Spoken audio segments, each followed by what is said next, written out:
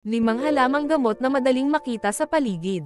Una, dahon ng sambong. Mabisang panlunas sa sore throat, lagnat, sakit sa baga, pampababa ng dugo, gastrointestinal tract, GI tract. Ikalawa, dahon ng makahiya. Mabisang gamot sa hika, dysmenorrhea, ubo na may plema, almoranas at diabetes. Ikatlo, dahon na pansit-pansitan. Mabisang gamot sa UTI, pigsa, iritasyon sa mata, taghiyawat at rayuma. Ikaapat, dahon ng sampasampalukan. Mabisang gamot sa sakit sa bato, sa baga, pampababa ng presyon ng dugo at sa lagnat. Ikalima, dahon ng tawa-tawa. Mabisang gamot sa dengue, pagtatae, lagnat, hika at pigsa. Ilaga ang mga nasabing dahon at ipainom sa naturang sakit na nabibilang sa hanay ng bawat dahon.